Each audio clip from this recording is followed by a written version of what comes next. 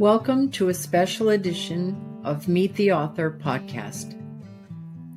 Hi, I'm Rob. And I'm Joan. We are indie published authors, book publicists, and we are also paranormal investigators with Tampa Bay Spirits here in beautiful Tampa Bay, Florida.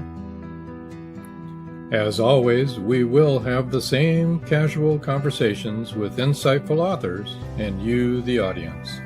Now, let's meet today's author.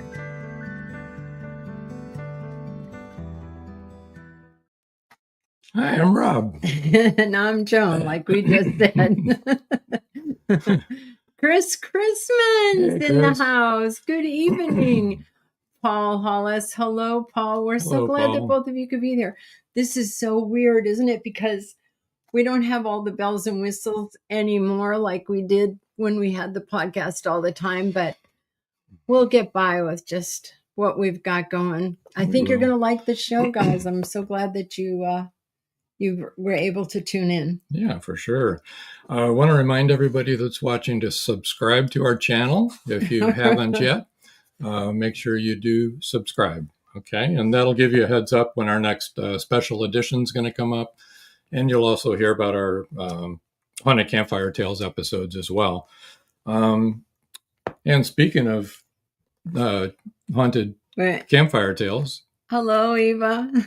That has nothing to do with haunted campfire tales. So, hi, Eva.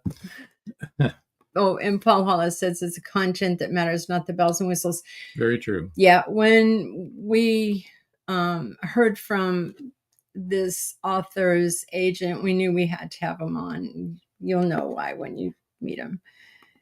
YouTube notifications were great. Well, good, Chris. I'm glad. There you go. Okay, so subscribe to our channel. And then also tomorrow night, believe it or not, we have another podcast. It's our Haunted Campfire Tales podcast. It's episode 24. It's right here where you're watching right now. This makes it really easy. You don't have to mess around going anywhere else. 7:30 p.m. Eastern time in the U.S. And we're going to talk about the Akashic records. Thank you. It's a good thing I have an interpreter here. We're going to be featuring the Tampa Bay Spirits paranormal team, of course. And if you want to see any of their old episodes or anything, you can go to tampabayspirits1.com and you can listen or watch there. Okay, book news. Shall we give some book news about Magnolia Bluff Crime Chronicles? Released in January was book 32, since we were on last in December. But in January, book 32 to the Magnolia Bluff Crime Chronicles is on. Death by Moonlight was released by C.W. Hawes. In February, book 33 was released, and that's called Something's Fishy in Magnolia Bluff. That's by K.D. McNiven. And then to be released here on March 20th is a book by April Coker, and I didn't get the name of her book yet, but it's book number 34 that's coming out in a couple of weeks here, 3 weeks. And then in April, our book will be coming out. On April 20th. Book 35, April 20th, and that's called The Hill of Sacrificed Souls, and that's by none other than us. And it'll be another paranormal one. Right. So. And you didn't put your phone on silent. Okay, Joe Conchil's on, and he doesn't seem to be able to post a comment. Huh. But he's there. Hi, Joe. Hi, Joe. Oh, I wish you could post. Yeah, I wonder why. I don't know why you can't post a comment. And George is on too, and he can't say hi either. So I'm not sure about your settings or anything. You're both on YouTube, our YouTube channel? They have to be. Yeah, that's the only place we're broadcasting. So we don't have any control on that. So if you have stuff you want to say, I've got my phone on, so you can. Yeah, you can say it on our phone and we'll read it. We'll pass the word. And actually, Joe, I bet you know April's title. If you do, let us know and we'll let people know what to look for. Right. From April. Anyway, let's bring on our author because I'm really excited to have him here, and you'll see why. It's none other than Brad Wagnon. Hi, Brad. Hi, Brad. Hello. Welcome to the show. Thank you. I'm so glad that you're on. I really am. And I know that some of you that are listening and watching now also come into our paranormal podcast. And Brad has already agreed to be on one of those, and you're going to love it. Yeah. Brad's a Cherokee Indian, and he'll be able to tell us all about different things from the Cherokee Nations and what. Yeah, make sure you're signed in, Joe. I hope you can read that. Anyway. Yeah, he can see. He just can't talk. He can't. Anyway. Which is unusual for Joe. That's for sure. It has to be difficult for Joe. Well, he can always. Well, I wonder. Do we? Yeah, I guess we've never done the paranormal podcast just on YouTube we're always before either. On there, so. Yeah. Anyway, I'm really excited to have Brad on tonight when his publicist from his publishing company, we thought it was his agent, started. Don't have an agent. Yeah, your publicist from the publishing company started writing to us and asking to please be on our show. We had already, we'd already had our last show, but I knew that we would have to have him on because what he's writing about is, well, I'll show you the book first book. There we go. Here it is. I don't know if you can see this really well. It's really beautiful. Our ring light is really messing it up, but it's the shining off the cover. Yes, it is. Okay, so we got two comments. George says, I am just not a geek. I've been called names similar to that, but ... George is not. And Joe says, April's book, the title is Murder, She Glamped. Oh, okay, Murder, She Glamped. Because April's in real life is a glamper, and her character is a glamper in her books. Which is fancy camping. So before we get into the books that she sent us for us to talk about tonight, could you kind of tell the audience why you became an author and what drew you to it and why you decided to do that?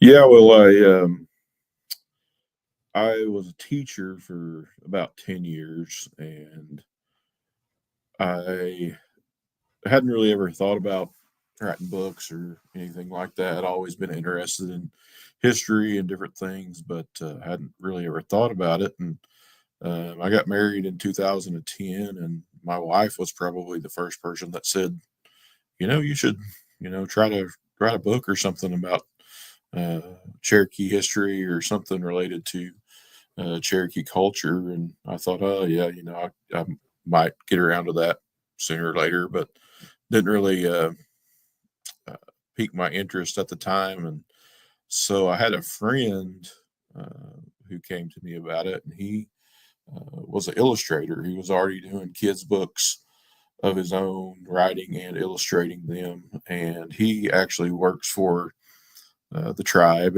If I say the tribe or the nation, just know I'm talking about the Cherokee Nation. It's just what we say around here.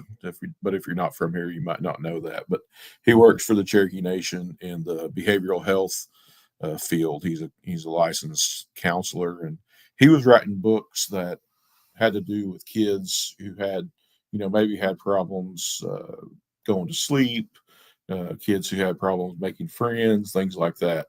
And so he approached me and asked what I thought about maybe doing some kids books, some kids picture books on Cherokee stories that that told different Cherokee stories. And I thought, yeah, that would be great. And I would provide the stories, and he would provide the illustrations, and we just jumped into it in 2015.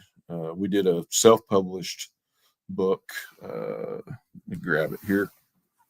Our first book was this one here called How the World Was Made. And at the time it was self-published. Oh, you got it too. Nice.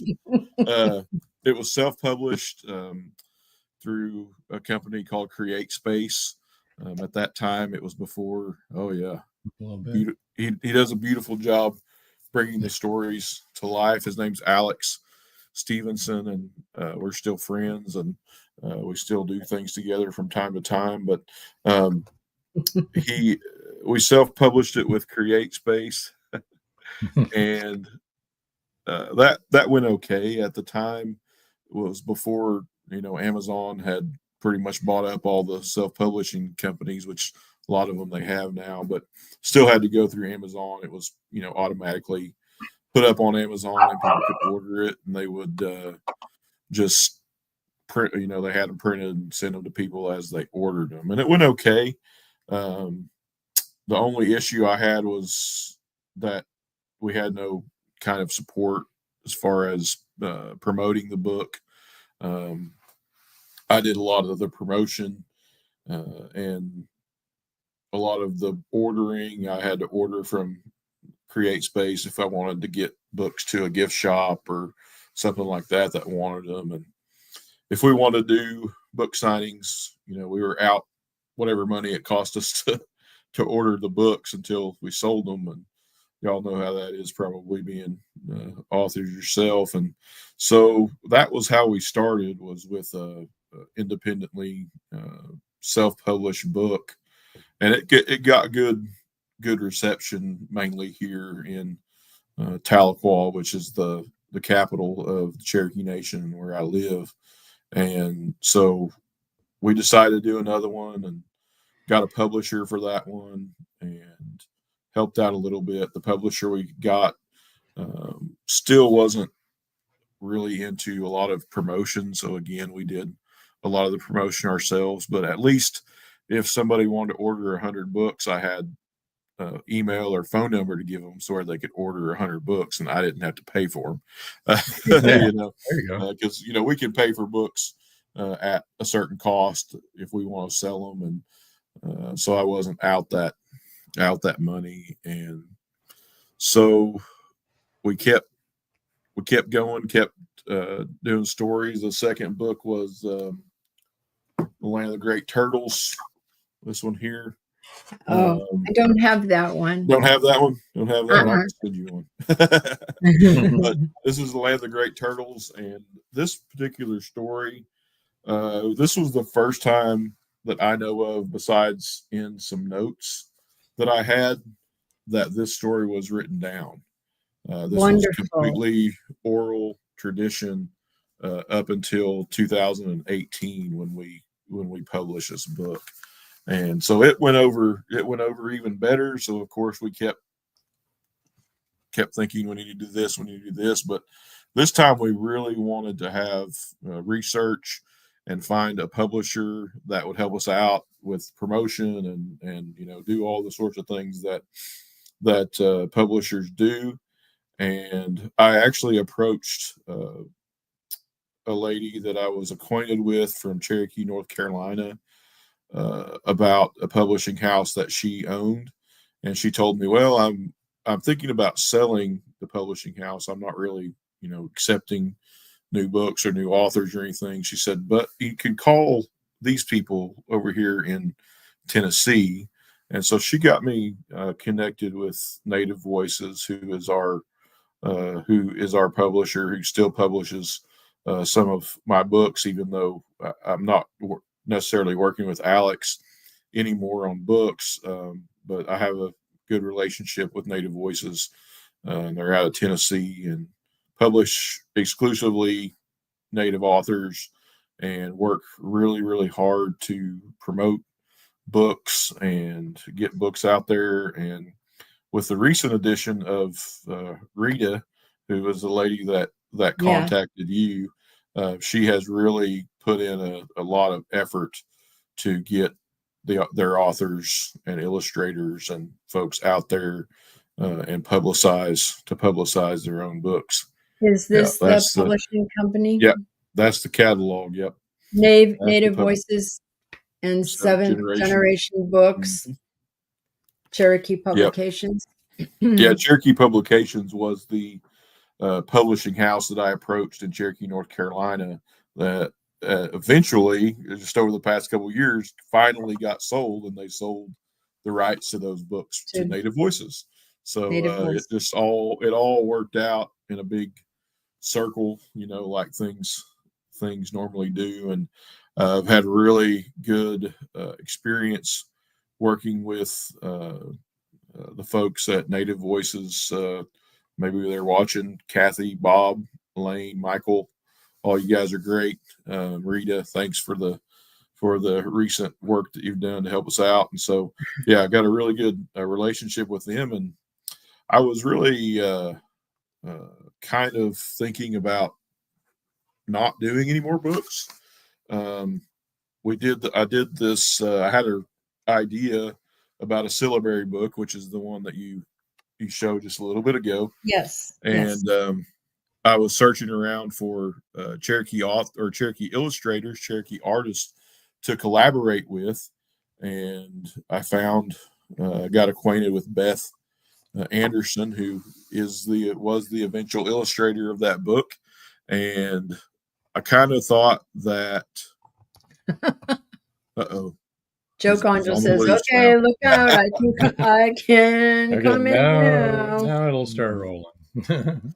But I kind of thought that this would be this one. Yes, Beth Anderson. Yep. Oh yeah, this is such a beautiful. Yeah, it's amazing.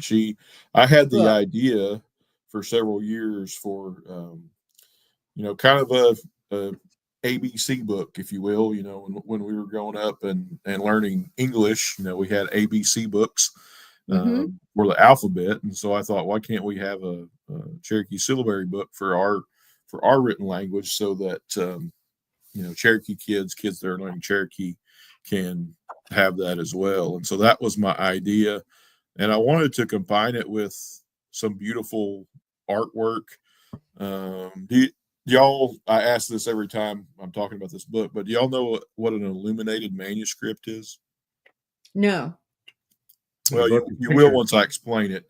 A long time ago, I'm a history guy as well. So a long time ago, before there was a printing press, the monks used to copy books, mainly the Bible. Oh, yes, yes. They would, of course, every ink and all the materials and everything to do that was very expensive. So they were mostly just black and white copies, or black and tan copies if they were writing them on vellum or whatever kind of thing they were writing them on. But the first page of the book, or the first page of a chapter or whatever, they would illuminate, they would decorate with vines and gold leaf and all these sorts of things, the first letter or whatever, and it all had a kind of a theme. And so that's what I wanted for this book. I wanted each page to have a theme, and I wanted those themes to be significant culturally to the Cherokee people. And so we tried to pick things. Yeah. So beautiful. We tried to pick things that were significant to our culture. And we tried to pick syllabary characters, one from each row. There's 13 rows in the Cherokee syllabary, 84 to 86 characters, depending on who you ask and what syllabary chart you're looking at. But I wanted to depict one of those characters from each row and find a word. There's the syllabary chart. Yeah. It is not easy. It's not an easy language to learn if you're an English speaker, or a speaker of any of the the Latin-based languages. It's completely different. It's completely different in the sounds, and completely different in the characters of the syllabary. We don't call it alphabet. We call it syllabary because each character represents a sound, and it can be more than one single letter to those sounds. But yeah, that was the vision that I had for it, and Beth took that on and did it beautifully, and is motivating me to continue to keep doing books. The one that just came out actually yesterday is Baby's First Cherokee, and Beth did the illustrations for that as well. And this is kind of a continuation of the syllabary book. What we did was, again, babies growing up, we had books that had, common things in them that we would recognize, like a ball or a house or a man or a girl or things like that. So we picked, I think it ended up being 13 or 14 words that were that kids would recognize the pictures of, and again, tried to make them culturally significant. Here's our ball, but instead of a red bouncy ball or something like that, is a ball that we use in the game of stickball. So the Cherokee word is squashlashed for ball, and so we did that, and Beth did the illustrations again for this book. And so we're kind of continuing along that route, doing some things with language. There's a great need for Cherokee books by Cherokee authors. Basically, a lot of people have tried to do things about Cherokees and with the language that maybe weren't necessarily Cherokee. Somebody's doing their research. Yeah. So Joe Concho just said, "Hi, Brad. How do we know we're not talking about your brother Brian? LOL." With your brother, because we're not talking with your brother Brian, because Brian is his identical twin brother. Yeah. Joe, you're just gonna have to trust me on this. Take you extra word. No, my brother has a full beard, so if he was all beard, he's got a little bit more hair on his face. But so yeah, we're just trying to produce things that can be used for Cherokee learners, language learners. A couple of our storybooks have now been translated into the Cherokee syllabary. We have an immersion school here in Tahlequah, and that's a school where the kids only learn in Cherokee. They do math in Cherokee. They do science in Cherokee. And so in making sure that our stories get translated into Cherokee, they can use those in that school. And there's also schools like that in Cherokee, North Carolina, where the Eastern Band is. And we've had a really good reception there as well. A lot of good friends that live there, and made a lot of friends kind of touring around there and signing books and doing different things. So yeah, we're going to keep on going with this. We've got a Cherokee numbers 1 through 10 coming out next year. We're working on colors, and eventually Beth and I are going to work on another Cherokee storybook, picture book. We just got to nail down what story we're gonna do. So, can you tell people about Sequoia? And oh, wait a minute. Oh, Paul has something interesting to say. I didn't know this, Paul. Hi, Brad. I'm actually 1/4 Cherokee and 1/4 Creek. I just wanted to thank you for carrying on the old traditions of the nations. Yeah. Amen. Wow. Yeah. If any of you have ever heard the saying, "God willing and the creek don't rise," please do not use that saying any longer. Once I tell you what it comes from, what it comes from is when our government was trying to take away about 10 million acres from the creek.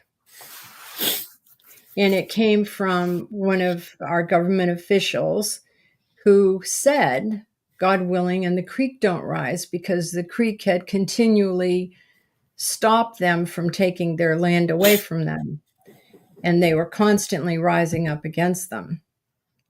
And what our government did was they went in and they killed a lot of the creek and enslaved the children. So now we don't say that anymore, right? We don't say God willing and the creek don't rise, because it was actually talking about the Creek Nation trying to keep their own land. Just saying. And now you know. It's good to know, right? Because if we don't know, if we don't learn from the past, we're going to keep on making the same mistakes in the future. Could you tell our audience about Sequoia and what he did? Yeah, Sequoia. It's funny you mentioned Sequoia and you mentioned the creeks right after that, because unfortunately, the Cherokee were the allies of the United States government at that time, and they were actually involved in the they called it the Red Stick War. The Battle of Horseshoe Bend was the deciding battle, and the Cherokee were fighting at that time with Cheek's son, we call him Andrew Jackson, and against the Creeks. And Sequoia was actually a soldier during the Red Stick War, and but there's a lot of stories and a lot of quotes that come from our Eastern Band folks. One of them came from a guy named Junaluska, who was also a soldier during that time. And he said if he had known what Andrew Jackson would do in the later times in the future, that he would have put a bullet in his head at the Battle of Horseshoe Bend instead of helping him. So the Cherokees had a lot of remorse for that. But Sequoia was by trade. He was born in the town of Tennessee, which where the state of Tennessee gets its name, right in the area of Vonore, Tennessee, right around in that area. There's actually a historic site called Fort Loudon. You can see the old Tennessee, the place where Tennessee was, which is underneath the Tennessee River now. You can see that spot from Fort Loudon, but that's where Sequoia was born. Sometime around the time of the American Revolution. They don't exactly know his exact birth date, but sometime around the late 1770s. And so after being a soldier for a while, his trade was as a blacksmith. And there's several stories about how Sequoia came about creating the Cherokee syllabary. I used to tell, I was a teacher for 10 years, and I tried to tell my students all of the stories that I had ever heard, because we're not exactly sure which one is true. But you'll hear a lot of people say that Sequoia was illiterate, that he didn't speak English, or he didn't read and write English, things like that. We're not necessarily sure that's true, because he was a soldier. And he was a blacksmith, and so he at least had to have the area around there during his time was a combination of both English speakers and Cherokee speakers and other tribes and things like that. So he had to at least have a very rudimentary knowledge of English and how the English and Americans kept their numbers and things like that, because he ran a business. He was a blacksmith. He had to take orders and things like that. But anyway, he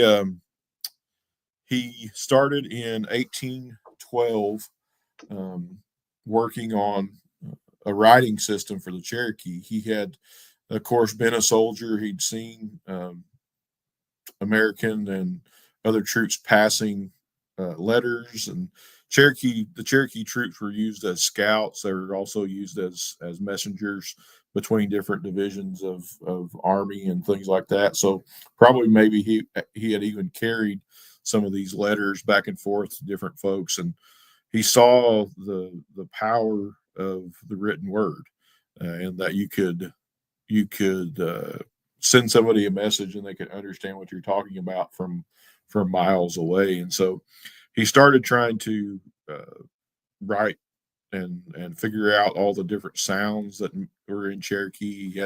He had several setbacks. There's one story that says his wife got so angry with him that she threw all of his work out in the yard and burned it, which might be the case because in the Cherokee way, women owned the house and everything in it besides the man's possessions. And the way that you got a divorce back then was the women just put all their stuff outside. Didn't usually burn it, but anyway, so he had several setbacks in his quest to write this language down. But eventually in 1821, around that time, he was finally ready to show the people that Cherokee people what he'd been working on. And the first person that he taught this writing system to was his daughter. And he actually used his daughter and her knowledge of the writing system to prove to the Cherokee Council at that time that it worked. That he could write a message, and they did some double blind things, and the council members tried to trick them. They thought they had rehearsed certain words and phrases before they came in. So the council members, they said the phrases, and Sequoia wrote down whatever they wanted him to. And when his daughter came in, she could still read and understand what had happened when she was out of the room. And so they were convinced, and the Cherokee people actually really took to Sequoia's invention, and a lot of them became literate in a very, very short period of time. Yeah. Talking months, a few months. The majority of Cherokee people that wanted to learn the written language were able to learn it. And there's a couple different syllabaries.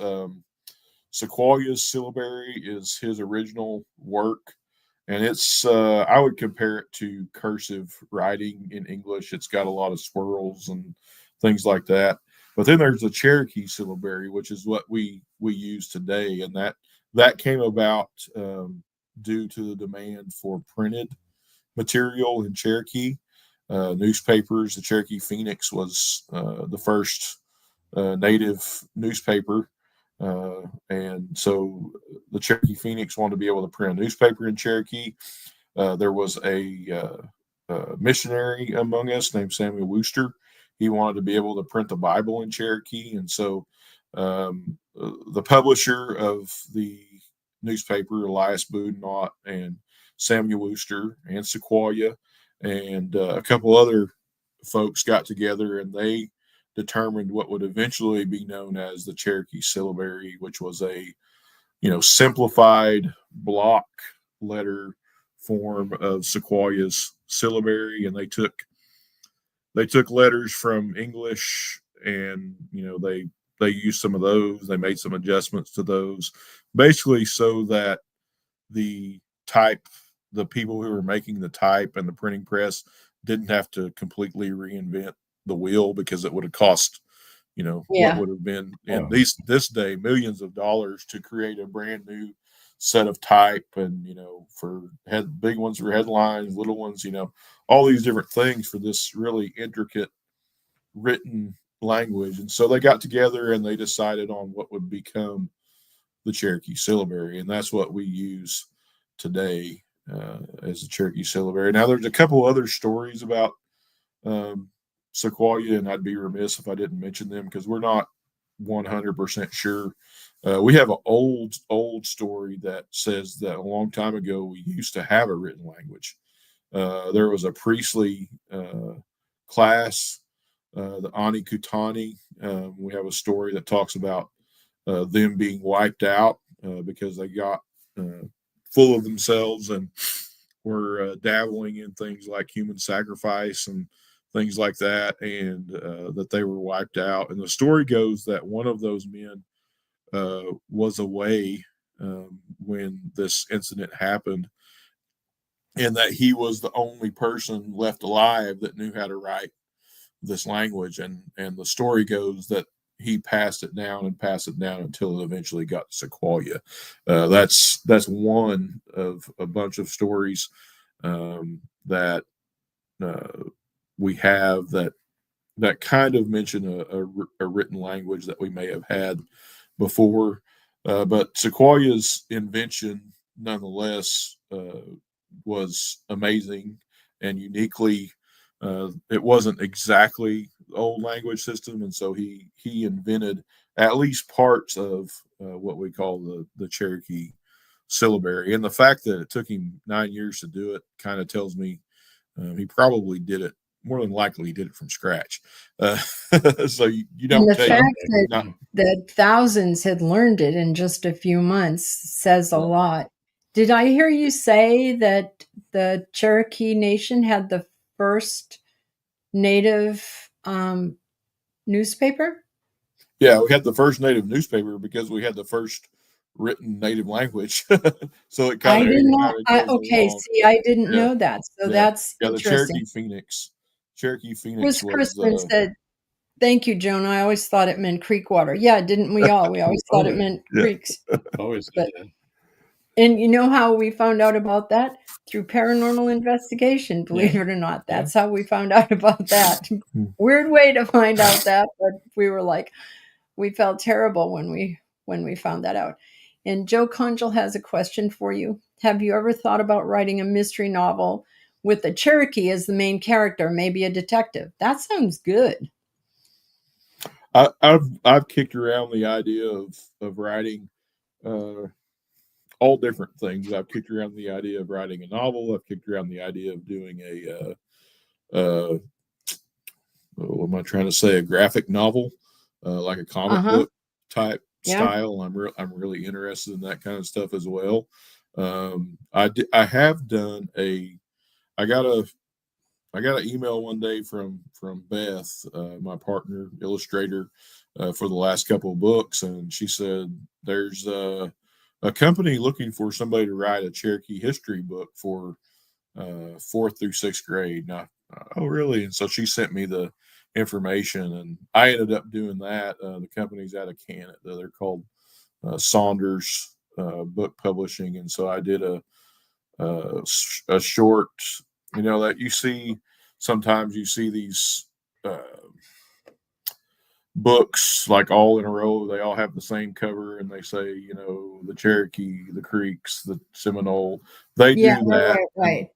Yeah, they do that, and they do 5 or 6 different tribes a year for 4th through 6th grades. And so I have done that. It was very short. They told me 3,000 words, and I was like, oh, I can do that. And then I actually got to doing it and figured out that the whole of Cherokee history is very hard to put into 3,000 words. I think I ended up with like 3,500 or something, and they let me slide on that. And so but yeah, so I do have a history book. I don't have a copy of it here with me. It's called the Cherokee, the People and Nation, and it's out of Canada. So I don't have a whole lot of copies of that to get a hold of yet, but you can, if you look it up on Google, you'll find it. If you do the Cherokee, the People and Nation, and Google Brad Wagnon with it, it'll pop up somewhere. And there's a hardback copy and a soft cover of that. You said you were interested in reading. Would you like to read from one of your books now? Oh yeah, I can. Which one? I don't think did we show people First Fire? No, we haven't done the First Fire. That was the third one. That you want me to read that one? Oh, it doesn't matter. You can read whatever one you wanted. But before you read, I have another question for you. Okay. This is okay. So the catalog is Native Voices in 7th Generation Books. Do they publish other Native tribes too, or just? Oh yeah. They do all kinds of tribes. In fact, yesterday another book came out. One of my friends, Mary Beth Timothy, she's the illustrator of that book, and it's how Rabbit Tricked the Buzzard, and it's actually the tale is actually told by a guy who is Lumbee from North Carolina, and so, but Mary Beth, who's Cherokee Nation citizen, she did the illustrations for that book. So yeah, they do all tribes. They do a series of nonfiction books on different topics: Native leaders, Native women, Native athletes, different things like that. That was kind of their thing until me and Alex approached them. Our first fire book was the first picture book that Native Voices had ever done. Oh, okay. Yeah, they recently got into that world of kids picture books, and so since then we have republished How the World Was Made and The Land of the Great Turtles in Cherokee and English. So all of those books are through Native Voices now, even the one that we self-published, which I was told by several people that nobody would ever touch the book that we self-published, and but I brought the idea up to them of doing it in English and in Cherokee, and they jumped on that, and so they republished the How the World Was Made and Great Turtles in both, as a dual language. Now, when you first did How the World Was Made as an indie author, and I've often wondered about this, was it really difficult to get the pictures formatted? I mean, because we're indie published, and I know a lot of people listening are indie published, and it's formatting is really a pain. Yeah, it was super easy for me. Really? Because I did nothing. I did nothing. Oh, you did nothing. Alex did it all.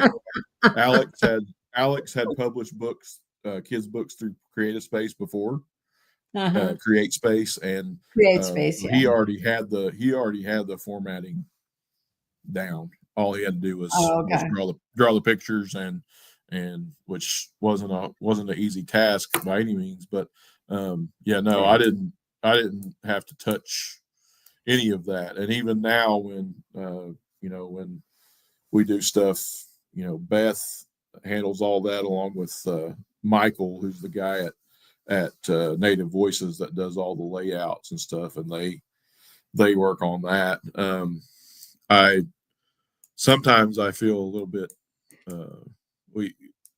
weird about the amount of work that my partners have to put in these books. I kind of feel like they're just graciously letting me put my name on the front of them, because especially the syllabary book and the baby's first Cherokee. The only things that I did on those is we collaborated on what the content was going to be, as far as the language and as far as what syllabary and what things we were going to cover. And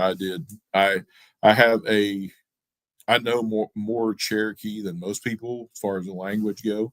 I'm not a fluent Cherokee speaker, but I do know quite a bit. And so as far as the language part of those books, I did that. Now, translating the two books, the two complete storybooks into Cherokee, I did not do that. My friend Betty Frog, who is a first language fluent Cherokee speaker, she did that. I don't know enough to know every single word and how to translate it. And so once we got the syllabary book and the baby book done, what I would do is I would send my translations of those words to Betty, and she would give me the thumbs up or the thumbs down, and I'm happy to say that I got them all right.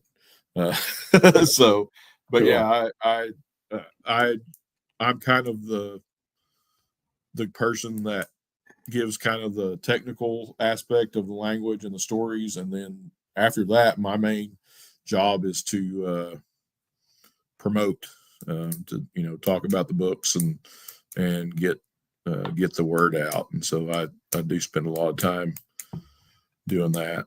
Now, you did mention a school that they do all their lessons in Cherokee. So is there a big push, do you feel like, and maybe you might know about other tribes also, to reteach the Cherokee language. Oh yeah, there's a huge push to do that. Luckily our government, our tribal government, is very, very committed to that. It hasn't always been the case. So they have put literally millions of dollars into teaching people the Cherokee language, not only kids, but there's also an adult immersion program called the Cherokee Language Master Apprentice Program. And here recently, in the last couple of years, they converted and pretty much doubled the size of an old casino. They completely gutted it, completely redid everything, and it's called the Durbin Feeling Language Center in Durbin Feeling. He was one of our first language speakers, and had a lot to do with pushing the revitalization and the reteaching of the language. And so, yeah, there's a huge push not only within Cherokee Nation, but also at the Eastern Band of Cherokees to teach and reteach the language. We're of Irish heritage, and there's a big push in Ireland for people to learn Irish, because that was lost also, mostly disappearing. Chris Chrisman has a question. Brad, could you speak in Cherokee for us? I can.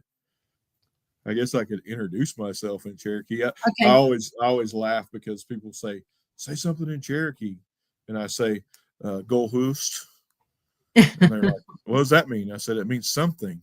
Dun dun, but I can introduce myself in Cherokee. Brad Wagnon, Tahlequah, Nagad, Gali Nagad Ahani. Just basically means my name is Brad Wagnon, and I'm happy that everybody is here. That is really neat. I have been told I'm not a first language speaker. I didn't grow up speaking Cherokee, but I've studied under a few, and the Cherokee language is a very tonal musical type language. Yeah, and so you got to get all the tones right, not just the pronunciation, but the tones correct, or you might be saying something completely different.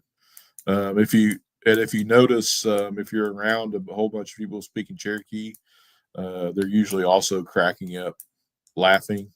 They're not laughing at you; they're just laughing because everything's funnier in Cherokee. That's what they say. Joe Conjal said, did the illustrations in the self-published version come out in color or black and white? And if color, did it affect the price of the book? They were color. I don't remember we never considered an option of doing them in black and white, so I'm not sure if that was an option or not. But yeah, I would imagine having stuff in color is more expensive. Yeah, Alex does all his illustration digitally, and so he's got a pad that's with a pen that's hooked up to his computer. Beth, on the other hand, does all her illustrations on paper and then scans them in. Beth, I would be remiss if I didn't mention that Beth is also a very talented jewelry maker. So she makes copper and silver jewelry with semi-precious stones, and does beading and stuff like that. And Waterbird Arts is her business name, and she makes most of her. She's a full-time artist, and makes most of her living doing jewelry and selling jewelry. Also does some teaching different people to do different things, and so I figured out that one of her other talents was doing pen and ink drawings, and that's when I approached her about doing the syllabary book. And it's pretty crazy because we've only actually met in person one time. She lives in New York, and the vast majority of our corresponding about books and different things is through Messenger, through Facebook Messenger. We meet sometimes by phone and sometimes by Zoom, but we've actually only met each other one time in person, and so it's amazing the things that can be accomplished through technology these days. Isn't it? So Yeah. Paul Hollis said, I can answer that. Yes, color does affect price. Thanks, Paul. Paul is the publisher. So we didn't even consider doing black and white just because of the subject matter with animals, and it was a big it's how the world was made, and so there was lots of trees and water and all that kind of stuff, and so we just didn't even consider that option because we didn't think it would come across in black and white. All right, you going to read from First Fire? Yep, sure. Before we get sidetracked again. Yeah, and the show is we're already 51 minutes in, believe it or not. So I can talk for a long time. All right. So this is the first fire. It says the Cherokee believed that a long time ago, animals could do many of the things that people can do. After the world was made, the Creator had placed the sun in the sky to mark the day, and the animals came down to live on the newly formed land. That is in How the World Was Made, by the way, that story, the creation story. However, they quickly learned that once the sun went down at night, the world grew dark and cold.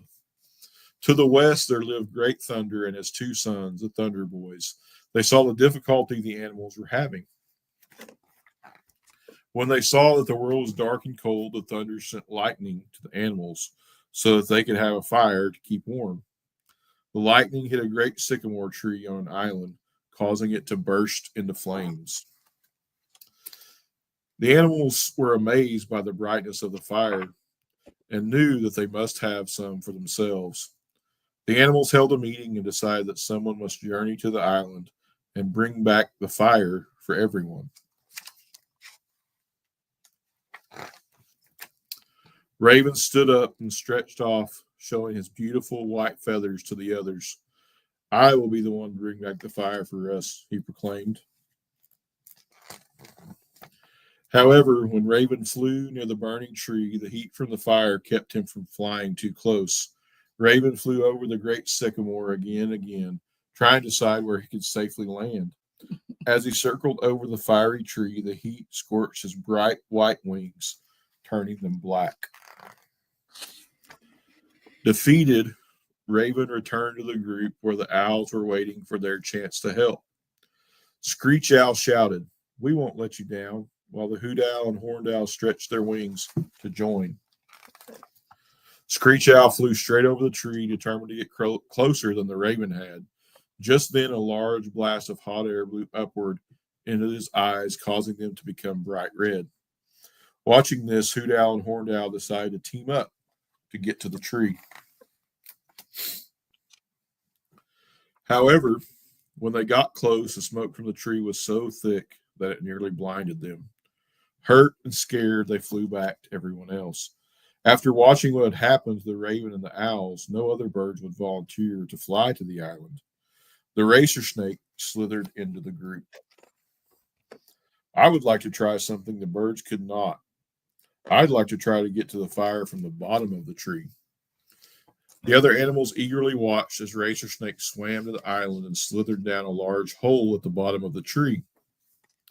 As he crawled in through the hole, he quickly realized, even being this low, the heat and smoke from the fire were dreadful. Underneath the tree, the ground was covered in hot ash. Racer Snake darted back and forth, trying to keep from getting burned, but it was too late. Soon he was burned black. Watching from the cold safety of the group, the great black snake had decided that he would also try to help.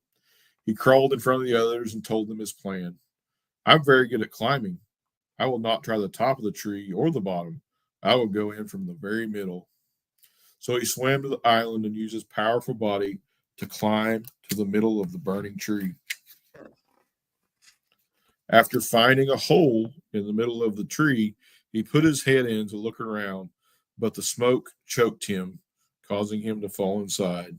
The great black snake crawled back out of the burning tree, where he saw that just like Razor Snake, he was burned dark black. After quietly watching all this, the animals decided to meet again. They talked about how they were still very cold, but they were all afraid of the fire and the great burning tree. Finally, a small voice spoke up. It was Water Spider. Water Spider crawled to the front of the group, where the other animals marveled at her soft black hair and bright red stripes. They knew that Water Spider was good at running on top of the water and diving to the bottom. Curious, the animals said to her, "We know you could get there safely, but how would you bring back fire without getting burned?"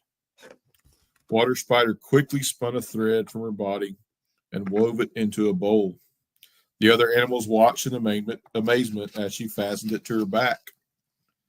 Water Spider ran on top of the water all the way to the island, knowing that she would not try the top, bottom, or middle of the tree. Instead, she picked up a tiny burning ember from the base of the tree and placed it into her bowl. She crawled back on the top of the water and returned to the group with her bowl on her back, safe and dry. When she returned to the group, the other animals cheered for Water Spider. Because of her, they were able to use the tiny coal she had brought back to make a fire that was large enough for everyone. Thanks to the Water Spider, this is how fire came to the world. To remember that she was both brave and smart, you will always see her with her tuji or bowl on her back. The end. That's a beautiful story. I love it. Yeah. Yeah. And there's another picture. Yep. Okay. Yeah. You'll hear several versions of that story. That's just the one that I heard first. You'll hear people add in other animals, and Cherokee stories are unlike some other Native American tribes. Some tribes, they say you have to tell the story exactly the same every single time. Cherokees give more license to the storyteller. In fact, the Cherokee word for storyteller is the same word as liar. We're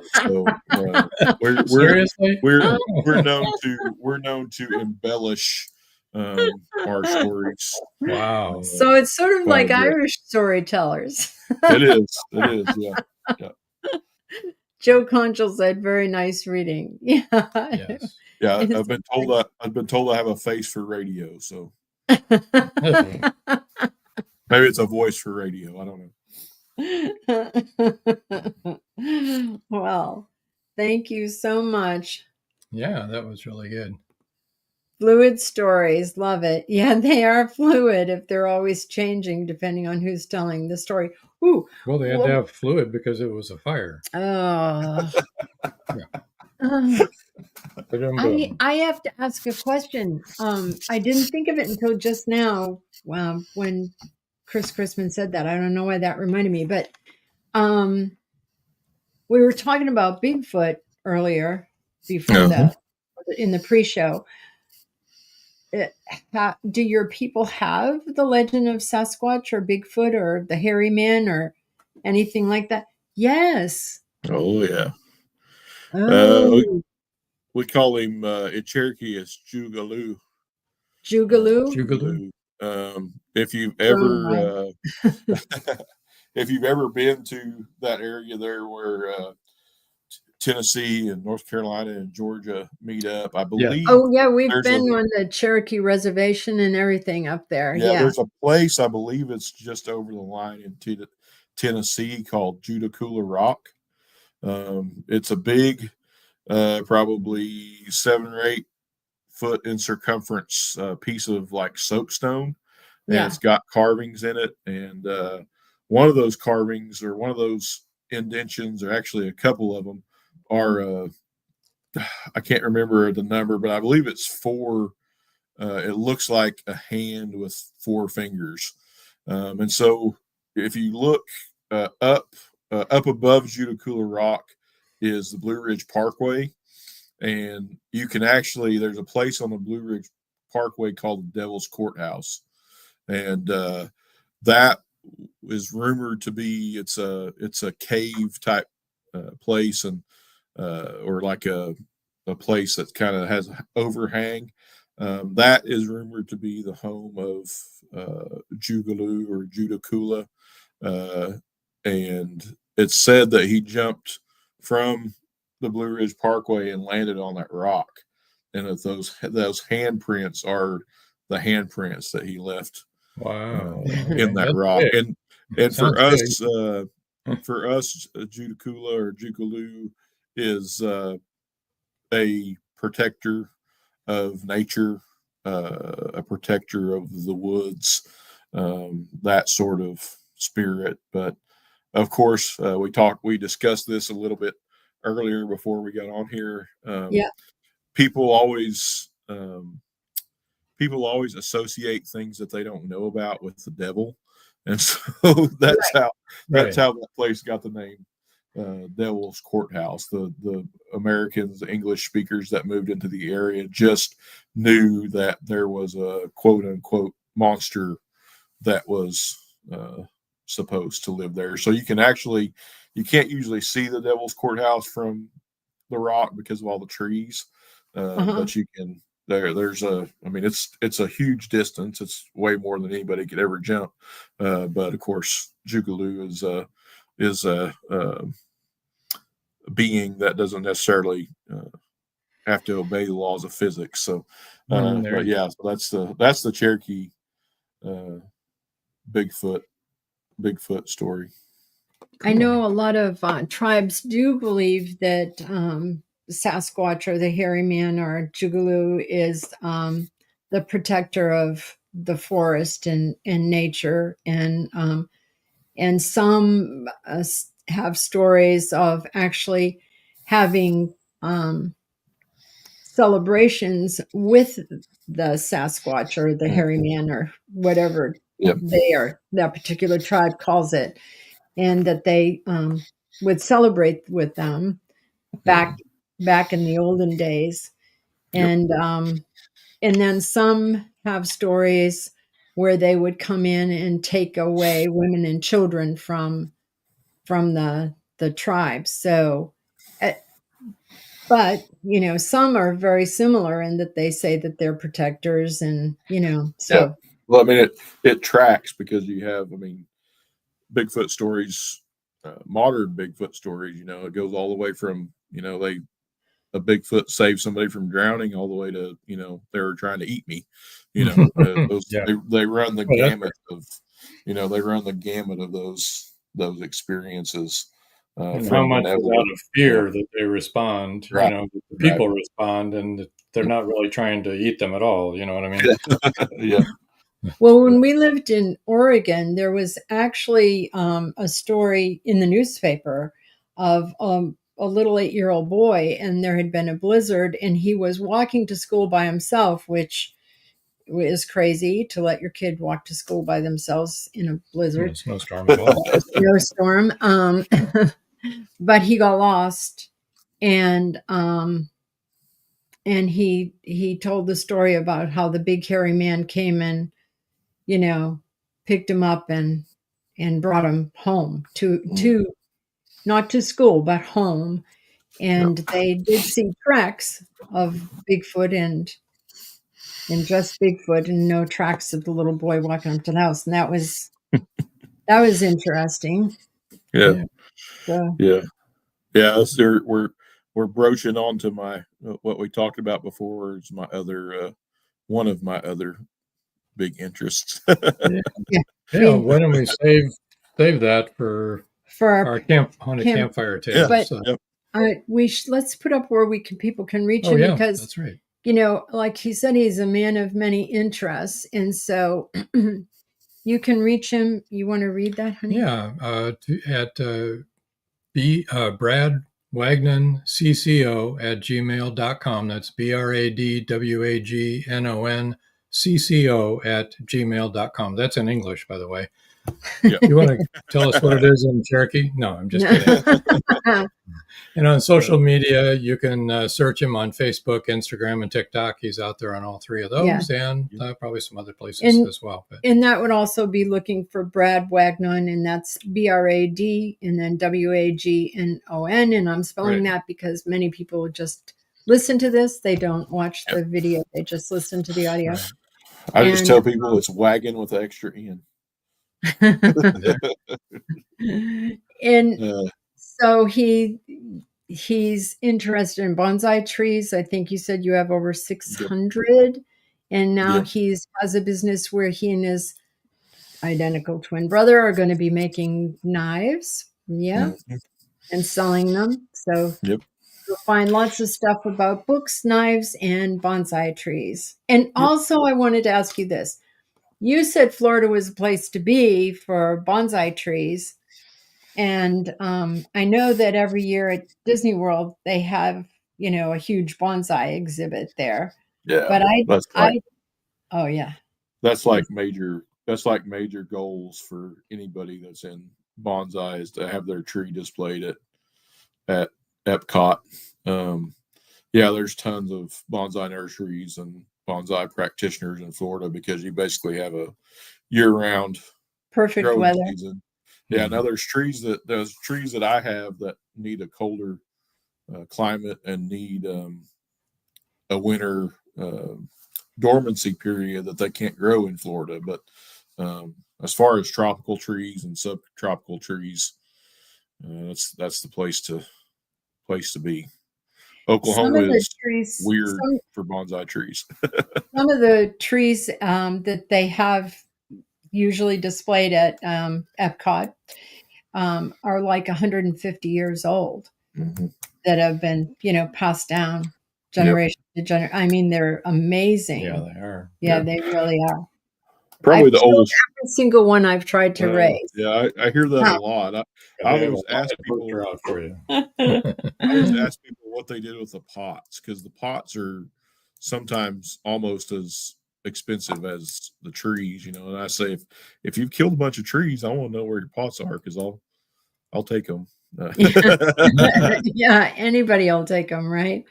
But the oldest tree that I have is probably in the neighborhood of 60 or 70 years old, so it's older than me. But I acquired it just a couple years ago, and so I look at it as I'm just the caretaker for now. For the next generation. One day it'll be somebody else. So. Right. Don't kill that one. No. It's going strong right now. It's in my greenhouse. We're just waiting on springtime. That's great. There you go. Well, thank you so much for joining us and sharing about your books and your language and your life. It's been great, and we look forward to having you as a guest on Haunted Campfire Tales. I'll keep my in the next couple of months. I'll get my stories ready. There you go. All right, we're going to move you over to the side here. Yeah. Do you want to? Well, I just wanted to say we'll be having special editions, probably at least once a month.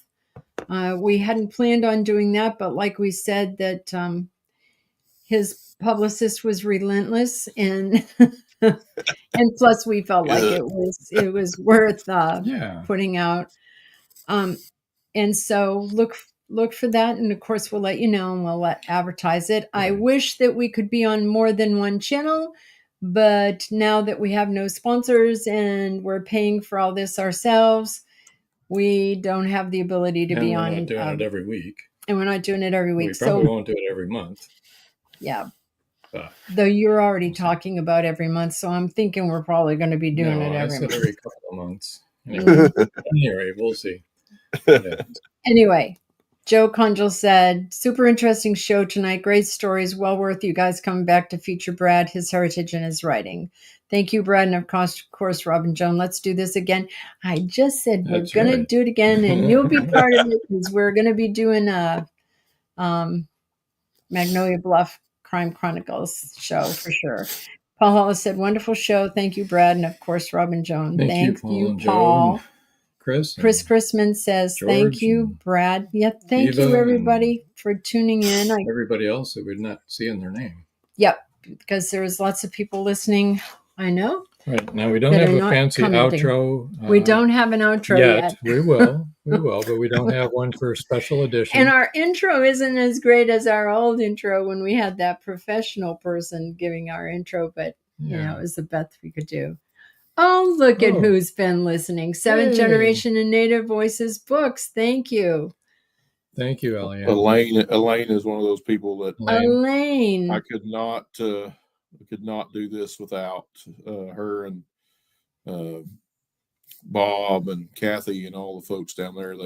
They keep us going. Elaine and Bob have come to Tahlequah a couple times, and they make me feel like somebody famous, because they come and they bring all the books and they bring all the tent, and they handle all the money, and all I have to do is sit there and sign books and talk to people. You get to be in the spotlight, yeah, right? I get to be the talent. Oh, I did want to tell our audience something really crazy. Elaine said, you are so welcome. We're thrilled to work with you. She's speaking to you, Brad. Yes. And I appreciate what you're doing, Elaine. It's necessary work and wonderful work, and really glad that we met Brad. But for those who are regular listeners that know us and know what our podcast has been like and what we've gone through the years, you will not believe the email that we got today. We got it from Wharton, which, as you know, is probably one of the best business schools in the United States, congratulating us on the success of our podcast. And they've already done a 2-month study on our podcast, and then wanted us to participate in another 2-month study on a successful podcast. Yeah. So you've heard of us, Wharton. Yeah. Oh, so Wharton has heard of us, which we were like, what?